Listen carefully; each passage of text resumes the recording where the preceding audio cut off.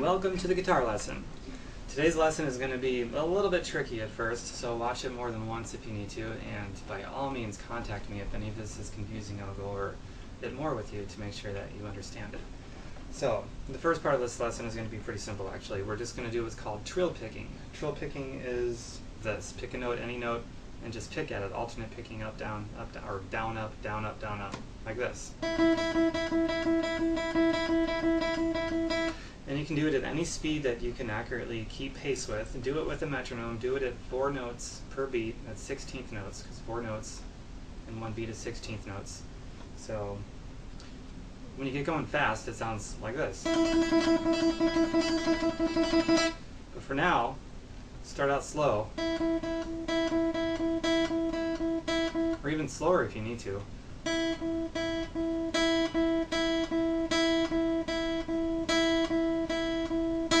You can even accentuate every other pick to make it more of an 8th note feel, which is 2 notes a click, or every first note out of 4 notes, so that it has more of a 16th note sort of feel. You can even accentuate those sort of like this,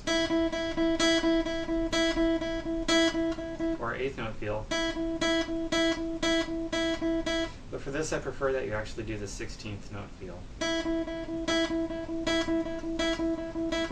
and then make them even eventually. Just as long as you're playing 4 notes per click evenly with your metronome, that's all I really care about with this. And make sure that you focus on small movements. Notice I'm not going like this and making small movements with my wrist. You'll be able to play it faster over time and more accurately also. It's just more economically correct to generate as little movement as possible to make noise come out of the string. So that's the trill exercise. Just pick a note, pick a fret on the string, and play all 6 strings, and just trill on them for a while.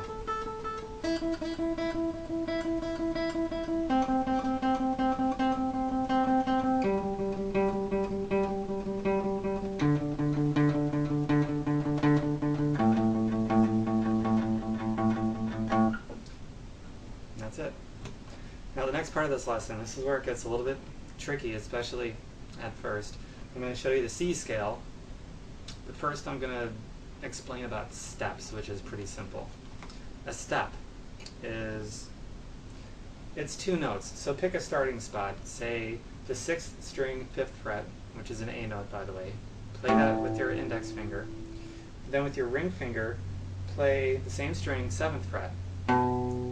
That is 1 whole step. Okay? Now a half step is going to be half of that, sort of self-explanatory. So it would be like sounding that first note on the 5th fret, and then a 1 right after that. That's a half step. So we've got half step and whole step. Whole step and a half would be just add another note to it. So it would be like playing 5 and then 8. And 2 whole steps would be 5 and then the 9th fret. And you can start anywhere. It doesn't really matter. It's just the distance between 2 notes. That's what a step dictates. So you could start on, I don't know, the 1st fret. And if you wanted to play a whole step and a half, well, here's the root note. A whole step and a half is going to be 3 frets. So 3 frets up from that is the 4th fret. It's a whole step and a half. So that's steps. If somebody says play a half step flat, or a half step sharp, or a whole step flat or sharp, or a whole step and a half, or 2 steps, or 5 steps, that's how you figure it out. Steps are pretty simple. Now I'm going to show you the C scale. A pretty basic scale. It's actually a major scale, and the reason why I'm calling it a C scale, the C major scale, is because we're going to start on the C note. And if I were to start on the G note with the same scale, then it would just be a G major. So with your index finger, place it on the 5th string, it would be the A string, 3rd fret, that's the C note. And then with your middle finger, the next note is going to be 1 whole step sharp of the C note, this one. It would be the 5th fret, 5th string. And then with your pinky finger, another 1 whole step. So we've got this so far. And it helps to think of these in numbers, okay? So we've got the 1st tone, the 2nd tone, and the 3rd tone. Just like so. And all three of those notes are divided by one whole step apiece. And the distance from the first note to the third note is 2 whole steps. Now the next 3 notes is going to be on the 4th string, and it's going to be actually the same frets, 3, 5, and 7. And it's going to be played with the same fingers also, so you've got 2 identical things here, 2 identical patterns on 2 different strings. Again, it's down, up, down, up, for those strings. So it's a constant down, up, down, up, down, up pattern. And the next 3 notes, which is going to be on the next string, which is the 3rd string, that's going to change. It's going to be 3rd string, 4th fret, use your index finger, and then with your middle finger, go up a half step to the 5th fret. And the next note with your pinky finger, go up 1 whole step to the 7th fret. So I've got this. Now the next string, actually let's play what we've got so far. Now the next string, the 2nd string, we're going to start on the 5th fret, index finger. And the next note is going to be half step sharp with the middle finger. And then 1 whole step sharp with the pinky. Then the next 3 notes is going to be on the 1st string, and that's going to be the 5th fret with the index finger. The next note is going to be 1 whole step sharp of that with the ring finger on the 7th fret, then the pinky on the 8th fret for a half step sharp. So put it all together, here's the C major scale. I'm going to go up and then down. I'm going to ascend and then descend back down.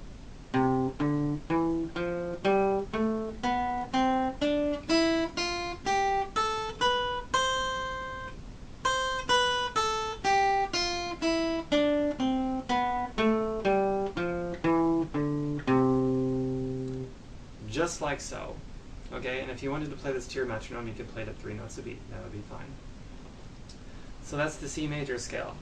Now if we're going to look at this in steps, I can spell out any scale I want to if you know what steps are. And if you know what steps are, I can give you the steps, and I can give you any scale and you can follow it that way, so long as you follow the steps. So for this scale, for example, pick a starting note. The starting note in this case is going to be C. So start there, and the formula for this is going to be whole step, half step, whole step, half step. I'm sorry. Let me start that all over. This is live. So we're going to start on the C note. Whole step, half step, whole step, half step, whole step, half step,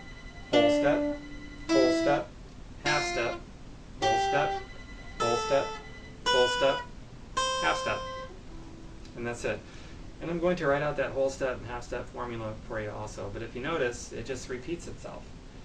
There's 1, 2, 3, 4, 5, 6, 7, 8. So there's 7 unique tones. The 8th one repeats itself. So the 8 could be 1. It's just, that's it.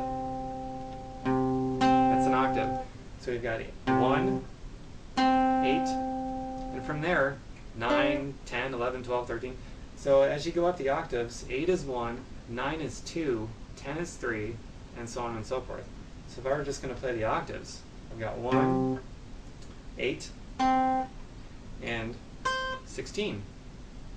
And the next octave from 16 would obviously be 24, 32, and the guitar doesn't really go any higher than that. So those are octaves. The next thing I want to show you here is the A minor, which is relative to the C major. And I say it's relative, it's because it's the same exact notes, we're just picking a different starting place. Instead of starting on the C, we're going to start on the A note. And the reason why this is A minor and not A major is because of the 3rd tone of the scale. And that's always how you determine if something is major or minor, is by looking at the 3rd tone. So for example, in the C we've got 1, 2, 3. So think of it in those numbers, 1, 2, 3, 4, 5, 6, 7, 8, and so on and so forth, like I just did. So if I take A minor, I'm going to start on the A note here, which is going to be the 6th string with my index finger, 5th fret. That one again. Okay?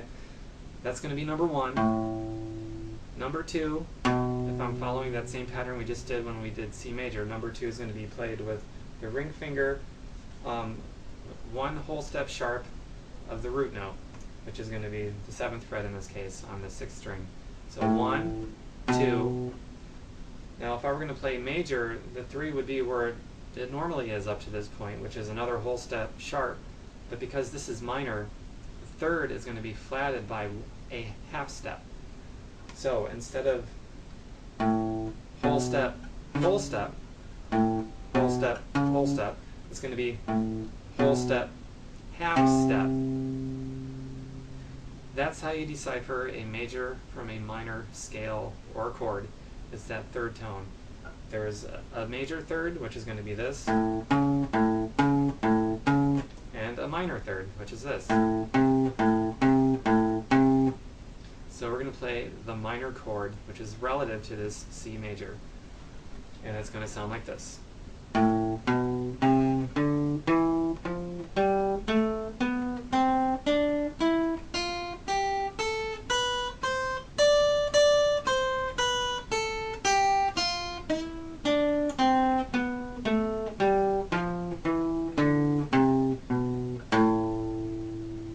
Voila! So that's your minor chord. And to get the fingering on this, I'm gonna show you in a diagram in an attachment that I send you so that there's no confusion about the fingering. And the picking, again, it's all down, up, down, up, down, up. If I'm playing 3 notes per string, it's down, up, down, up, down, up, down, up, down, up, down, up, and so on and so forth, because 3 is an odd number, right? So that's the C major scale, and the relative A minor. Again, it's relative because it's the same exact notes as the major scale. We're just picking a different starting place, so the finger pattern is a little bit different. And it's minor because that 3rd tone is flattened by a single half step, and that's how you decipher a major from minor, always. Let's see what else is on for today's lesson.